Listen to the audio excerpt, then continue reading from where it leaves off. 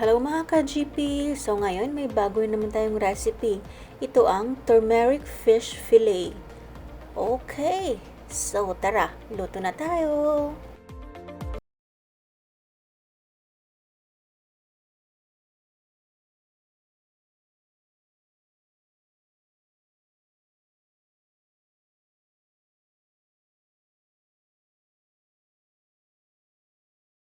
So, ang una nating gagawin, ito, malinis na tong tilapia yung gamit natin dito. Naka-fillet na to. Ayan, 4 na piraso yung gamit natin dito ngayon. Okay, ganyan. Maganda to dahil wala na talagang siyang tinik. Okay, so, yung gagawin natin, ibababad ko to ng 2 oras. 2 hours ko siya ibababad sa turmeric powder. Okay, ganyan lang. Pwede kayo gumamit dito ng fish na dory. Ayun talaga. Pero para mas Pinoy talaga, tilapia yung gagamitin natin. Okay, ganyan lang. This is my own version. Okay, so now gagamit tayo ng turmeric powder. Kung wala kayong powder, pwede kayong gumamit yung sariwa. Ano nyo lang, dikdikin nyo lang, i-chop nyo lang ng maliliit hanggang sa maging ganyan na siya.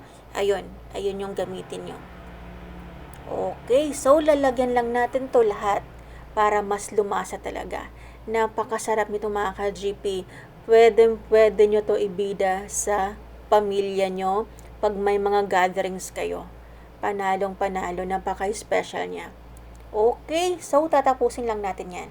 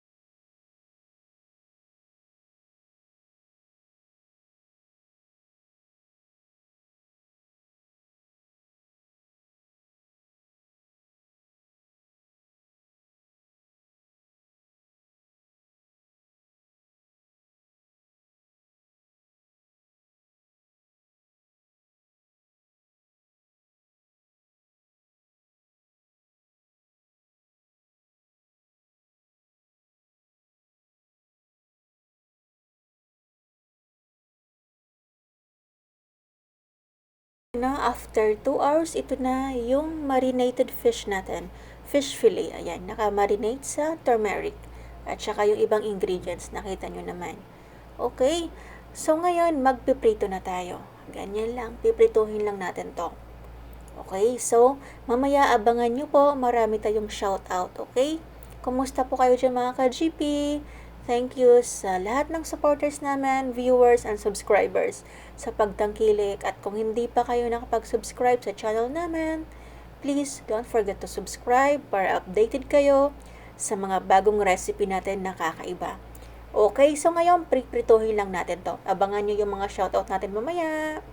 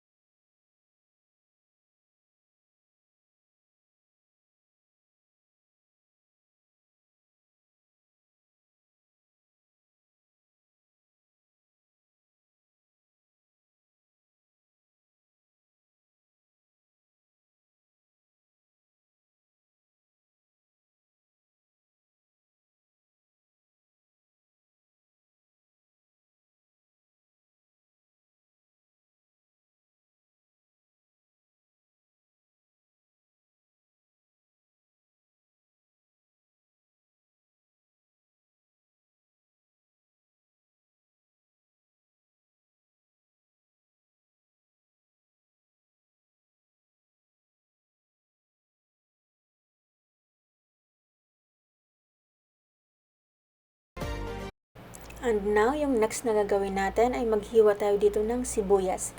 I-set aside muna natin yung prinito natin kanina. Sibuyas, ginger, and sili. Ayan yung mga ingredients natin. Yan.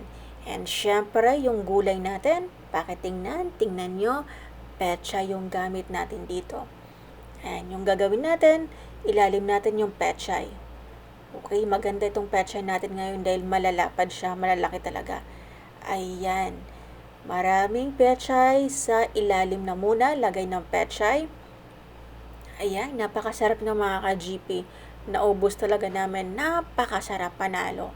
Then, saka natin ilalagay itong sili, yung onion, at saka yung ginger natin. Ayan, naku po, napakasarap nito mga ka-GP. Saka natin ilalagay itong fish natin. Ayan, dahan-dahan lang. Ganyan, napaka-special nito mga ka-GP. Mas maganda talaga pag fish fillet para makain ng mga bata, para walang tinik. And kung sa mga gatherings naman, hindi naman maghimay-himay pa, para hindi na kailangan maghimay-himay pa. Okay, ngayon mag-ibabo rin tayo dito ng pechay. Okay, saka natin ilalagay itong gata natin, kakang gata. Ayan, ganyan lang mga ka-GP. Napaka-simple niya pero napaka-special niya. Okay, ganyan lang. Ganyan lang. And now, pakukuluan natin itong gulay natin, itong fish natin. Pakukuloy na muna natin to. Okay, so this time, mag-shoutout na ako, okay? So, hello po kay Nani Def, kay Jomar Navarro. Hello po, Jomar. Taga saan ka po, Jomar? Hello sa inyo dyan. Thank you sa pagtangkilik talaga. Ayan, so ngayon, maglalagay na tayo ng magic sarap ng timpla. Ayan, habang nag-shoutout tayo. Hello kay Melanie. Thank you, sis. Hello kay Leilani Melad. Hello, sis. Thank you. Kay Lester Kalanog. Kay Tita Con from Cordillera, Quezon. Candelaria, Quezon, sorry. Hello po, Tita Cons, Lester Kalanog, Tita Cons, Candelaria, Quezon. Hello po sa inyo dyan. Kumusta po? Thank you po sa pagtangkilik. And kay Sis Jenny Tumaka, kay Joan0206, hello po sa inyo. Siyempre kay Jomar, kay Chantal TV, kay Galilengs TV, hello. Hello kay Rodrigo Zorbito, hello po sa inyo. Kay Hermesa Villanueva, kay Wilmer Solera, kay Lester Kalanog, siyempre kay Tita Cons, Candelaria, Quezon. Ayan, kay Redem De Quito, and kay Nita Dechos TV. Ayan, hello po sa inyo. Kumusta po kayo dyan? So, ganyan lang. Nakita nyo naman kung ano yung mga nilagay natin. Ganyan lang. And now, maglalagay tayo dito syempre para may kick. Lalagyan natin ng red na sili. Ganyan lang mga ka-GP. Matitikman nyo yung ganito pero walang gata sa Vietnam. Ganito, may turmeric pero ibang gulay yung ginamit nila and wala siyang gata. Turmeric lang, and prinito, and may gulay sila, ibang gulay. Sinabawan nila. Ayan, pero ito sa atin para naman medyo kakaiba. Iyan. Parang ginataang tilapia, pero ito mas Pinay special natin. Okay, ganyan lang siya mga ka-GP. So, kung nagustuhan nyo itong recipe natin na turmeric fish fillet, please don't forget to like, share, and subscribe. Thank you for watching. Have a nice day. God bless. Ayan, makikita nyo, tatanggalin natin yung inibabaw natin na pechay. Ganyan. Hindi siya nadurog, walang kadurog-durog. And masarap sa pechay pag medyo malambot for us. Na mas nasasarapan kami pag ganyan yung pagkaluto ng pechay. Okay, have a nice day. Thank you for watching. Bye!